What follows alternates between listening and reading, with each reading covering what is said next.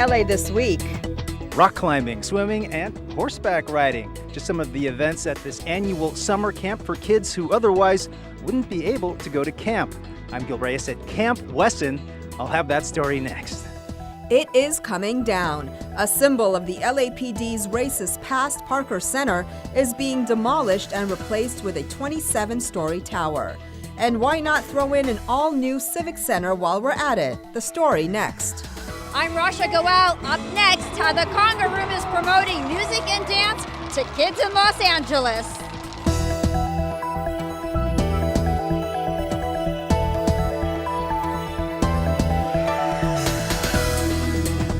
Hello and welcome to LA This Week. Thanks for joining us. I'm Yana Kay. A relic of LAPD's deep, dark past will soon come tumbling down. As Gil Reyes reports, demolition of Parker Center is expected to bring a brighter future for the downtown Civic Center. Demolition is set to begin for one of downtown's most historic buildings, Parker Center.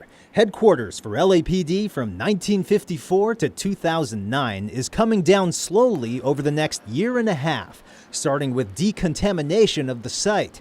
In its place will be a 27-story office tower for LA City workers. Councilman Jose Huizar calls this the first phase of an all-new downtown civic center. With new people moving in, a lot more retail, a lot more entertainment uses, and we want to blend into the rest of downtown and not just have this government area that builds these artificial walls. Councilman Huizar's plan to demolish and replace Parker Center is actually part of a much larger civic center master plan, a project to refurbish the area around City Hall into a much more dynamic downtown destination. After Parker Center is demolished, City Hall South is coming down next, followed by the underused LA Mall, the 911 call center, and other sites. The city is making room for 1 million square feet of new office space, another 1 million square feet for new housing, with room for retail, green space, and a cultural center. Now, all of this will take about 15 years to build, and it all starts with demolition of Parker Center. The vacant building is a reminder of LAPD clashes with communities of color. In fact, its construction in the 1950s displaced Japanese-American businesses and residents from what was a part of Little Tokyo. Many of those residents had just returned from World War II detention camps, which is something that to this day is very painful for our community. And so we also have seen Parker Center as this literal wall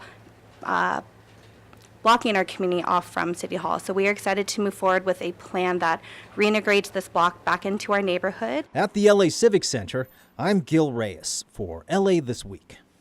The City Council has backed a public-private partnership to build and maintain the tower. Estimated cost of the tower, $708 million. Well, who and what you are didn't matter here. The LGBT Pride Festival in Van Nuys accepted everyone with a rainbow welcome. Anna Marcos has more.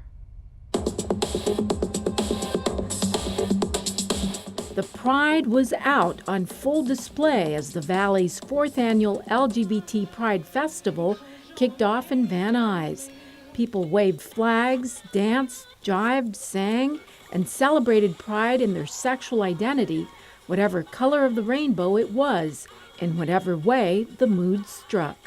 Especially this year, I've noticed it a lot more, It's more. Pride, you gotta be proud of yourself. Rainbows everywhere.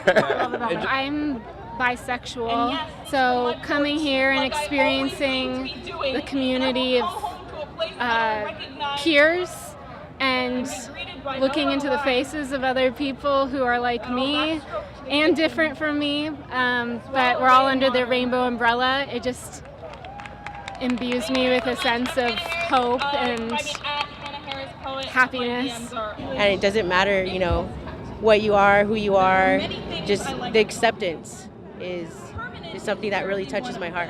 It was obvious looking at the crowd that the LGBTQ community has changed. There were plenty of families everywhere. In fact, this year's theme was family acceptance. Councilmember Nuri Martinez started the event 4 years ago. The importance of that is when a family accepts someone who comes out, they become stronger and more unified. I wanted to hold something in the Valley to give Valley families and the LGBT community a real venue for them to come and celebrate being proud about being out. Councilmember Mitch O'Farrell also proudly attended the party. But for him, this is about more than just celebration. This is a resistance. Just being out and being authentic with who you are is part of the resistance, because there are forces that would set us back by decades. In the end, it was obvious that for these participants, it still all starts with self-acceptance and expressing the right to be yourself. I'm Anna Marcos for LA This Week. The event also featured poetry readings, lots of LGBT resources, and a health and fitness fair. If you're between the ages of 14 to 24 and looking for work, you may want to look into the summer program offered by the city. Rasha Goel has more. It's all about connecting young people to jobs that help them build work experience and work towards their dreams. Mayor Eric Garcetti recently joined officials in kicking off the 2018 Hire LA's Youth Summer Jobs program. The effort is in part to prevent young people from falling into homelessness. The only people who are homeless aren't just adults. There are many youth who are also living on our streets. And the crisis is especially horrible for LGBT youth, who comprise 40% of the homeless youth in Hollywood. In the past year alone, our center has provided services to nearly 1,500 of these kids. 28% of these youth have been failed by our foster care system. 1 in 5 have had involvement with the juvenile justice system. And 59% of these youth report that what prevents them from securing stable housing is that they are unemployed. The mayor's goal is to hire 20,000 young people for year-round employment by 2020. The program helps youth between the ages of 14 to 24 learn about the workplace, find a mentor, and find possible lifelong employment in entertainment, tech, transportation, healthcare, hospitality, government, and financial services. It helps build their skills, their self-confidence, helps create a solid foundation to help them launch into higher education and careers. It stops the summer melt effect, which I know you're all feeling right now, but the summer melt effect is an academic term in which young people who don't do anything during the summer forget what they learned during the school year. It gets them better prepared if they're working in the summertime, and it taps into the incredible talent that we have. Last year, the city matched nearly 17,000 young people with summer and year-round jobs. Officials feel Hire LA's youth is an investment that pays off not only today, but holds the promise of creating a brighter future for the city and the entire region. I'm Rasha Goel for LA This Week. To apply and learn more about Hire LA's youth, visit HireLAYouth.com or call 213-744-7333. While many people are embracing homeless housing in their neighborhoods, there are still a few holdouts. They'll want to check out this next story and this new complex. It may put their fears aside. Gil Reyes has more from Westlake. Gil. Yana, you've heard the term NIMBY. These are people who say, not in my backyard when it comes to new, affordable, and homeless housing in their neighborhoods. But they may change their mind once they check out this new complex in Westlake. I think the vast majority of people who drive by this site are going to look up and think, oh, I wonder what luxury housing project that is. And what they're not going to realize is that there are 125 units, half occupied by formerly homeless individuals and half occupied by extremely very low-income individuals. Westlake Councilman Mitch O'Farrell and Link Housing unveil MOSAIC Gardens. Forget any reservations you may have had about permanent supportive housing for the poor. This complex really looks nice.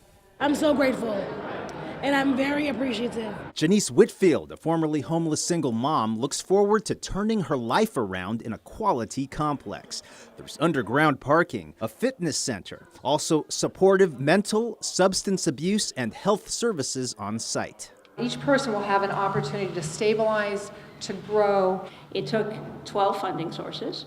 It took 5 years 4 project managers. We were the 3rd developer to attempt to take this on. Link Housing says it moved mountains to make it happen.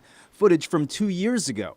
Crews literally moved a trash-littered hillside to build the site. Today, the results are panoramic views of downtown, where Glendale Boulevard intersects with 2nd Street. And more of these developments are coming now that voter-approved construction dollars are pouring in. Councilman O'Farrell has a message for NIMBYs out there still afraid of this type of housing. You're going to end up with a better neighborhood. You're going to end up supporting folks who really need your support, and you're going to probably increase your property values all at the same time. So this is the way of the future. In Westlake, I'm Gil Reyes for LA This Week. Formerly homeless individuals were referred by the LA County Health Department. The affordable housing residents were chosen by lottery. Feelings of excitement and nervousness at the same time as young LAPD graduates gear up for their new career with the Los Angeles Police Department. Rasha Goel has more. The feelings are the same for both these grads and for newly appointed LAPD Chief Michael Moore, who's attending his first LAPD graduation as Chief of Police. I'm extremely honored and privileged to have this opportunity to stand here before them. New chapter for them, and you know, as they start their new life, I'm starting a new chapter myself. So it's a bit surreal, but at the same time, I'm enjoying the confidence of 13,000 men and women in this department that make up what LAPD is. And while there's a huge burden for me, responsibility to live up to their needs and ensure that I meet them, I'm humbled by the tremendous opportunity. The graduating officers will have completed 912 hours of training over the course of 24 weeks. But this grueling schedule didn't deter these grads. That's because for some of them, this graduation day holds a deeper meaning. I have my uncle here. He's a retired NYPD, and also just seeing all the men and women in law enforcement make a difference in their communities really inspired me to do that as well. I'm very proud, extremely proud. It's nice to carry on the tradition, and it's nice that I inspired him to become a police officer. There were a total of 42 graduates, of which 12 were women. One of the female graduates here tells me she was excited to have other women alongside her. It is hard for women, and I'm very happy to be with the class, and it was very helpful to have others that supported, and to, you know, we're all doing this together. So it was very exciting to be with all the females. Training is officially over, and these new officers only have a 2-day break before officially reporting for duty. From Elysian Park, I'm Rasha Goel for LA This Week. If you're interested in joining the force, it's never too late. The LAPD is still hiring. Visit joinlapd.com. Well, you're never too young to start reading. Thanks to a new citywide program, babies are getting a head start on developing their literacy skills. Rasha Goel explains. A cuddle, a story, and making new friends. These cute faces are ready for story time. Read Baby Read is the city's latest free initiative that provides new and expecting parents with things they need to promote reading to their babies and toddlers. We're giving moms, dads, grandparents, caregivers diaper bag, the child's first book, the child's first library card, as well as a cute pair of socks, a blanket, and even a t-shirt that says Little Bookworm. According to the U.S. Department of Education, reading to babies enhances their vocabulary and literacy skills. Children who were read to at least 3 times a week were almost twice as likely to score in the top 25 percentile in reading compared to children who were read to less than 3 times a week. It's among other programs offered to parents at the library. She has so much fun. She gets to socialize with other babies. She gets to have story time. I mean, it's a great learning experience. We love it. We come to the library every week for story time because we live a few blocks away. And it's really nice because we've actually made a lot of friends here, and the librarians are really great to us. The Read Baby Read program includes 5 steps of early childhood development, which are talk, sing, read, write, and play. It's an essential program with a very powerful message of how important it is to read to your children and how important books are to be part of a child's life. And we're just delighted to be able to put the first book that a child has into their hands. A gift that will play a critical role in their lifetime. I'm Rasha Goel for LA This Week. The LA Public Library has partnered with hospitals, healthcare providers, daycare centers, and early childhood centers to donate the items found inside the Read Baby Read kits. Remember summer camp? Well, unfortunately, a lot of people don't because this rite of passage for many kids is just too expensive. But not Camp Wesson Summer Camp. As Gil Reyes reports, it welcomes all children regardless of income level. Thank you, sweetie. Peace and love. Peace and love. Many of these kids from the inner city are experiencing something they never thought was possible. They're headed to camp, the annual Camp Wesson Summer Camp, where the clothes, the meals, the activities, everything is free. So I've heard wonderful things about this camp, which is why I'm comfortable to send my child. Bye. Have fun. About 100 children from families that otherwise could not afford the luxury now get to go for 3 days and 2 nights. And we have just arrived. The place, Hanson Dam Recreation Area in Lakeview Terrace, home to this massive 1.5-acre swimming pool. Camp Wesson is organized by LA City Council President Herb Wesson and funded by nonprofit groups Community Build and Project Save. Kids that need a hand or parents that need a hand, we want to be that hand. Not only do we want to give the kids a great 3-day experience, but we want to give the parents a respite. Hi, Mama, having a great time. Cheyenne Watts is learning how to swim. Throughout the summer, the city's Swim LA program offers low-cost and no-cost lessons for kids at pools citywide. One day, maybe we'll see him in the Olympics, so we're excited this year that every Angelino, regardless of their income, they can participate in this great program. Over at the rock climbing wall, campers overcome their fears and reach the top. First of all, they're saying, I don't know, and I say, hey, you could do it. You can ring this bell, and so far we got 4 bells for Team Purple. And it's a challenge, and they could do it, and these guys are doing great. In short, kids accomplishing things they never thought they could do.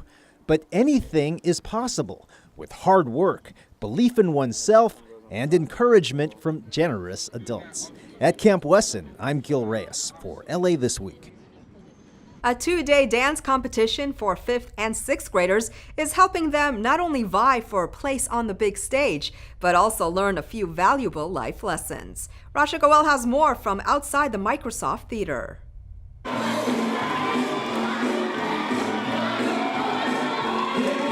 These 5th graders are putting their dance skills to the final test at the Conga Kids competition recently held at LA Live.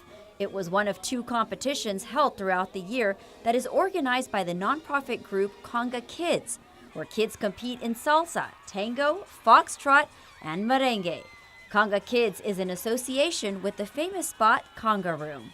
Either way, if we lose or win, I'd always have fun, and I'm great to have this opportunity. I know specifically for me that I didn't do very well in school, but when I found that theater thing, when I found art and what it meant to me, it was special and made a difference in terms of my life and getting education. So we're just trying to pass those kind of things down and the qualities of leadership and what it is to be part of an ensemble or a pair. 5,000 5th and 6th graders are involved with the Conga Kids program, which crosses over 7 school districts, from Beverly Hills to Pomona.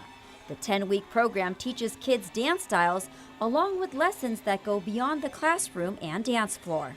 These kids learn how to stand up tall. They learn how to walk into a room together. They learn how to shake hands and introduce themselves. Transferable skills for the 21st century. We're talking about kids who are about to enter middle school. We're teaching them how to communicate physically with each other that is non-sexual or violent. It really reflects the multicultural, multi-ethnic diversity, I think, that characterizes our city. And we know that music and dance is an important part of that. So I decided if I'm going to be out here, why not learn a dance move or two? And so I decided to get some moves from Grace Asanado, who is actually from Melrose Elementary School and was a winner at last year's competition. So Grace, what are we learning today? The basic steps. All right, the basic steps to salsa. What do we got to do? So for the ladies, your right foot goes back, and then your left foot goes forward, and then your right foot goes back again, and your left foot goes forward. And I think we got a little bit of a hip swing in there, right? Yeah. Oh my gosh, this is fun. Do you think I can compete next time? Yeah. Yeah? All right. Because it's more exercise for them. They get home and start dancing. They have more energy. So I think it's something really nice for them. This competition was narrowed down from 35 schools to 12 schools. 3 top winners were selected. And the winner this year, the undefeated champions from the Estrella Elementary School. I felt emotional when we won, and then I just wanted to scream out loud and grab all my friends. So especially in South LA, the kids haven't really been exposed in the past to these types of arts, and bringing them this type of exposure for the past 3 years, and then being that successful on the first time around and the second time around has been amazing. And an experience they will carry with them for a lifetime. In downtown Los Angeles, I'm Rasha Goel for LA This Week. The Conga Kids program is currently in 53 schools with hopes to expand to more. A movie studio offers to pay for an aerial tram that would ferry visitors to the Hollywood sign. A youth festival helps kids stay busy this summer, and the community comes out for the taste of Tarzana. All these stories in CityBeat. Warner Brothers came forward with a proposal to pay for an aerial tram to take visitors to the Hollywood sign at a cost of $100 million. The idea of an aerial tram to the Hollywood sign as a way to cut down on traffic and congestion is not new. Mayor Eric Garcetti said he was open to the idea last year, and it was also included in a January report to the City Council that included more than 24 ideas about improving access to the famed sign. Boyle Heights Youth, in partnership with Councilmember Jose Huizar, the mayor's Gang Reduction Youth Development Office, hosted the 2nd annual Boyle Heights Youth Festival, a free and family-friendly block party. Participants enjoyed activities such as a rock climbing wall, skate competition, mural art competition, face painting, and more. The festival started when a group of Boyle Heights High School students wanted to provide information on summer programs and services to other youth in the community. So they approached Councilmember Huizar's office, who lent a helping hand with the event. But it was the students who did most of the work. The goal is to help kids stay busy when school's out. These coming summer months, the kids need something positive to do in the after hours so that they're not on the street getting in trouble. The Taste of Tarzana has returned, and folks from all over the valley came out to taste the food and wine from local vendors and restaurants. A live band also entertained the crowd. Folks got a chance to network and get to know their neighbors. The event was put on by the West Valley Chamber of Commerce. I see everybody relaxed, laughing, having a good time. And for people who care about Tarzana to get together here at the Tarzana Cultural Center, celebrate and look forward to figure out ways to work together to make Tarzana even more vibrant and exciting. Downtown LA has a monthly art walk that always draws big crowds, but if small town flavor is more your taste, there's a similar experience 25 miles south. Gil Reyes serves us a sample of San Pedro's art walk. At the southern tip of the city of Los Angeles, not far from the water, is a slice of Americana, a neighborhood party happening every first Thursday of the month, and you're invited to San Pedro's art walk. This is my first time here. Tess has been here a couple times. This is my first time, and I really like it. I'm really into music, so hearing the jazz music as I'm walking around, it's really nice. Kind of like a welcoming small town. Yeah. Yes. I love how Pedro is like this mix of like small town and big city. Like we have all the amenities of like Los Angeles and a big city, but it's also like a really tight-knit community. With music playing at almost every other corner, San Pedro's eclectic mix of art galleries are also open to the public from 6 to 9 p.m. Now, most of this action takes place between 4th and 7th Streets on and around Pacific Avenue. Allison Vogt operates Pacific Underground Studios. It's located across the street from the historic Warner Grand Theater. There's a lot of new galleries. If you walk down the street, you'll see a bunch of new ones and a lot of different kinds of art. So whatever you're looking for, you're going to find it. I mean, I specialize in animation and classic animation, but there are people who are more modern art. There's photographers right around the corner. And this is one of our professional galleries. Warren's the manager.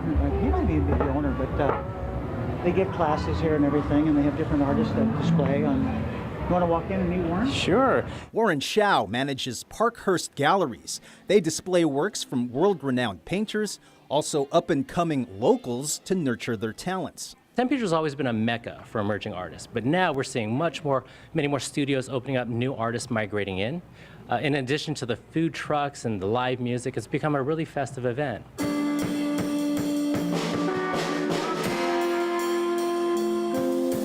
And what do we have here? This is Matt's truck. This is a New York deli truck. Good morning. He's one of our regulars. He's been one of our first trucks. How long have you been coming here now? It's been like 5 years? Yeah. Okay. 5 years. Yeah. How's business going? Great, always good, thanks. How's Art Walk night for you guys? The best. San Pedro's Art Walk has been around for over 2 decades, but only recently started luring visitors from outside of town when the food trucks arrived. So that's our short tour. The San Pedro Chamber of Commerce offers free, more detailed excursions out of their offices on 7th Street. People can join us at 6:30, take the Art Walk tour with experienced tour guides that will lead them through the historic area to visit our galleries. And here's something else that mostly only the locals know, and that is parking in downtown San Pedro is free after 6 p.m., so come on down. At downtown San Pedro's Art Walk, I'm Gil Reyes for LA This Week. Meet up for free guided tours of San Pedro Art Walk every first Thursday of the month. The walking tours leave at 6:30 p.m. from 390 West 7th Street in beautiful San Pedro. Well, catch a movie under the stars at the Heritage Square Museum or in Woodland Hills and discover some unique eats at delicious Little Tokyo. All this in this week's Things to Do. Launched in 2012, Street Food Cinema is more than just an outdoor movie. It's an experience. Bringing together the best in pop culture films, gourmet street food, and progressive new music, Street Food Cinema reinvents the traditional movie-going experience, al fresco style. Every element is carefully curated to develop the unique atmosphere that makes audiences want to come back again and again. On Saturday, July 21st, enjoy 10 Things I Hate About You at the Heritage Square Museum. Go Little Tokyo for 2 days of authentic, delectable food and drink from the streets of Little Tokyo for the 3rd annual Delicious Little Tokyo. Dubbed Los Angeles' favorite weekend of foodie fun, Go Little Tokyo invites foodie experts and first-time explorers alike the opportunity to indulge in culinary demos, food tours, workshops, and one-of-a-kind activities at various Little Tokyo shops and restaurants. Stroll through Little Tokyo's culinary past and present with the Little Tokyo Foodie Walking Tour, presented by the Little Tokyo Historical Society, and learn about the historical food landmarks found in the neighborhood. The fun takes place July 20th through the 21st from 10 a.m. to 10 p.m. at Little Tokyo in downtown. 4 high school kids discover an old video game console and are drawn into the game's jungle setting, literally becoming the adult avatars they chose.